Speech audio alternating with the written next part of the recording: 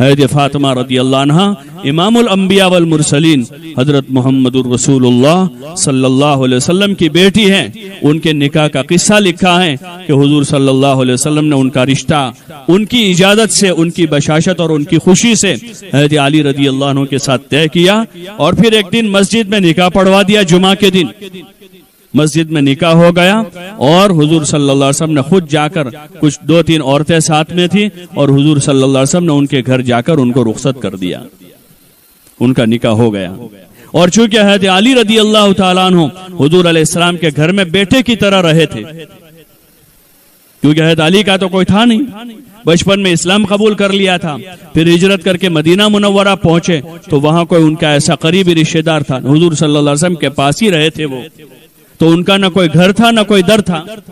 उनके लिए घर का इंतजाम हुआ और उस घर में चूंकि अब खाना पकाना है, खाना दूसरे दिन से खाना है, वहाँ ये तो मसले थे नहीं, कभी आज लड़की जा रही है फिर 15 दिन घर रहेगी और फिर 2 दिन जाएगी और फिर महीना यहाँ रहेगी, फिर हफ्ते में 3 दिन जाएगी, 4 दिन माँ के घर रहेगी, वो तो सारे कज़िये थे नहीं वहां पर। वहां तो निकाह करके गई थी, अब अपने शोहर के पास रहेगी। तो हुजूर सल्लल्लाहु अलैहि वसल्लम ने एक चक्की और कुछ बर्तन और एक बिस्तर और एक तकिया उनको दे दिया कि इसमें अपनी जरूरत पूरी करें। ये जरूरत का सामान था, अपनी बेटियों को सुनावें और अपनी शादियों को इस रुख पर सादा बनावें।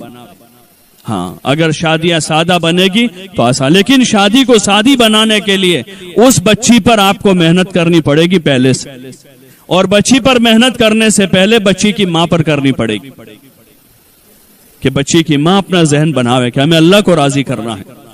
लोगों को दिखावा करेंगे, चाहे हम कितना दिखावा कर दें, कितना ही दिखावा कर दें, लोगों की जबान से कभी तारीफ नहीं सुनने मिलेगी, कोई तारीफ नहीं करेगा। लोग तो अंदर से खामियां निकालेंगे, अंदर से खामी निकालेंगे कि इसमें यह कम था, खाने में मिर्चा कम थी और छाछ में मिर्चा नहीं थी। यही आएगा आखिरी दिन, और कुछ नहीं होगा। मेरे दामाद को नहीं पूछा और मेरी बहू को नहीं खिलाया, यही सुनने को मिलेगा, उसके अलावा और कुछ नहीं है, क्योंकि रसूम है, ये रिवाज है और रिवाज की बुनियाद यही है, उसमें फसाद है। सहाबा दुनिया में गए तो दुनिया को जाकर उन्होंने कहा कि हम तुम्हारे पास आए नहीं हैं, अल्लाह ने हमको तुम्हारे पास भेजा है और इसलिए भेजा है कि हम लोगों को लोगों की गुलामी से निकालें। ये भी एक किस्म की गुलामी है कौम की, रस्म रिवाज का पूरा करना, ये अपनी कौम की गुलामी है, अपनी समाज की गुलामी है। सहाबा कहते थे कि हम लोगों को लोगों की गुलामी से निकालें और एक अल्लाह की गुलामी में लाने के लिए आए हैं। मिन दीक़ि दुनिया इला साअतिहा, और हम लोगों को दुनिया की तंगियों से निकालकर दुनिया की वुसअतों में लाने के लिए आए हैं। ये सारी तंगियां हैं कि लोग क्या कहेंगे, ऐसा नहीं करेंगे तो क्या होगा, लोग बातें करेंगे, लोगों का खाया है तो खिलाना पड़ेगा, लिया है तो देना पड़ेगा, ये सारी बातें उसी किस्म की हैं। हाँ, शरीयत में हदिया है, हदिया दें, अपनी माँ को हदिया दें, अपनी बहनों को हदिया दें, अपने भाइयों को हदिया दें, हदिया दें, लेकिन हदिया वो है जो बगैर लेने की नीयत से दिया हो। शादियों में जो दिया जा रहा है वो हदिया नहीं है, वो हदिया नहीं, इसलिए मोहब्बत बढ़ती नहीं है। बहू को लाख रुपए का सामान दिया लेकिन फिर भी हफ्ता हुआ कि झगड़ा शुरू हो गया। दामाद को 2 लाख का सामान दिया है लेकिन दामाद 2 महीने 6 महीने हुए हैं कि सास के साथ लड़ाई हो गई, सालियों के साथ लड़ाई हो गई, सालों के साथ लड़ाई है।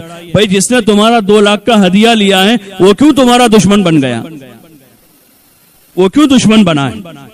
जिस बहू को आपने 2 लाख का सामान दिया है वो बहू क्यों सास की दुश्मन बन गई? कि वो हदिया नहीं था, इसलिए मोहब्बत नहीं बढ़ी। हदिया तो अगर एक खजूर दिया जावे ना, खजूर, तो उस खजूर से मोहब्बत बन जाती है, क्योंकि हदिया है। लेने देने में हदिये का रिवाज बनावे, बाकी ये जो लेवर देवर हो रही शादियों में, ये हदिया नहीं है, ये रस्म रिवाज है। और रस्म रिवाज का नतीजा जो है उसमें फसाद है, उसमें सलाह नहीं है, फसादी है। इसलिए अपनी शादियों को सादा बनावे, रिवाजात को खत्म करें। रस्म रिवाज बदलते रहते हैं, पुराने जमाने के कुछ रसूमात थे, जमाना बदला, रस्में बदल गई हैं, आगे और कुछ हो जाएंगे, लेकिन शरीयत अपनी जगह वही रहेगी। हुजूर सल्लल्लाहु अलैहि वसल्लम का तरीका कयामत तक रहेगा। आप सल्लल्लाहु अलैहि वसल्लम के तरीके में सादगी है, अपनी जिंदगी को सादा बनावे, अपने कपड़ों में सादगी लावे, अपने घर के रहन सहन में सादगी लावे। अच्छा कपड़ा पहने, उससे कोई मना नहीं करता। अल्लाह ने पैसा दिया, अच्छा कपड़ा पहने। हाँ, जीनत भी करें, औरतों को जीनत करने का हक है, वो औरतें जीनत करें, लेकिन जीनत शौहर के लिए है। अपने शौहर के लिए जीनत करें, खूब जीनत करें जितनी कर सके, इस्लाम के दायरे में रहकर, इस्लाम के दायरे में रहकर। लेकिन वो शौहर के लिए जीनत है, शौहर के अलावा के लिए जीनत जायज नहीं है। अब एक औरत किसी की मंगनी में जा रही है, किसी की शादी में जा रही है, बन सवर कर जा रही है, बगैर पर्दे के जा रही है, तो अब ये किसके लिए जीनत कर रहे हैं? उसका शौहर तो कहीं और है, उसका शौहर तो उसे देख नहीं रहा, वो तो किसी की मंगनी में है, उसको पराये मर्द देख रहे हैं। ऐसी औरतों पर अल्लाह के रसूल सल्लल्लाहु अलैहि वसल्लम ने लानत की है। रुब्ब कासियातिन आरियात माइलातिन मुमिलात, हदीसों में है कि बहुत सारी कासियात आरियात के बावजूद कपड़ों में नंगी मालूम होने वाली, या तो इतने बारीक कपड़े होंगे कि जिस्म के आज़ा नजर आ रहे हैं, या इतने फिट और तंग कपड़े हैं कि जिससे जिस्म के आज़ा उभर कर नजर आ रहे हैं। ऐसी औरतों पर अल्लाह की लानत है। माइलातिन मुमिलात, हदीस में कहा, ये अपनी तरफ मर्दों को माइल करने वाली हैं और अजनबी मर्दों की तरफ माइल होने वाली हैं। इनका और क्या मकसद है? ऐसी औरतों पर अल्लाह की लानत है, और ऐसी औरतें जन्नत की खुशबू नहीं सूंघेगी। और ये हल जन्नती कज़ा व कज़ा, और जन्नत की खुशबू जो है दूसरी एक रिवायत में है कि 500 साल पहले से आती है। क्यों अल्लाह की लानत के मुस्तहिक बने? अपने शौहर के लिए जीनत करके सवाब ले, उस पर सदक़े का सवाब मिलेगा, शौहर खुश हो जाएगा, उसका और सवाब मिलेगा। वो अपने कमरे में है, अपने घर में वो जीनत है कि अपने घर में जीनत करें। बाहर के कपड़े सादा हो और घर के कपड़े जीनत वाले हो। असल ये है कि जब औरत अपने घर से बाहर जावे तो सादा लिबास हो, ढीला लिबास हो, और ऊपर बुर्का हो, ताकि किसी अजनबी मर्द की नजर न पड़े।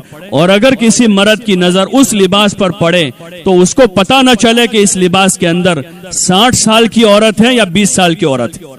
उसका नाम है पर्दा। कैसा ऊपर पर्दा पहना हुआ है कि अगर कोई देखे दूर से तो देखने वाले को यह पता न चले कि अंदर 60 साल की औरत उस लिबास में है या 20 साल की जवान लड़की है। बल्कि उलमा ने तो मना की, यहां तक कहा कुरान और सुन्नत की रोशनी में कि औरत अपने घर से बाहर बजता हुआ जेवर भी न पहने। जिस जेवर की ऐसी चूड़ियां कि जिसमें आवाज आ रही हो, जैसी आवाज आ रही हो, घर के बाहर जावे तो न पहने। ऐसी खुशबू न लगावें जिसकी महक ज्यादा हो। ये घर से निकलेगी तो उसकी खुशबू आएगी दूसरों को, और दूसरों तक वो खुशबू पहुंचेगी, वो खुशबू दावत देगी उसको देखने की तरफ। इससे मना किया है। हदीस में आता है जब औरत अपने घर से निकलती है तो शैतान उसके साथ हो जाता है और वो अजनबी मर्दों को इसकी तरफ मुतवज्जह करता है। इन तमाम चीजों से हुजूर सल्लल्लाहु अलैहि वसल्लम ने मना किया है।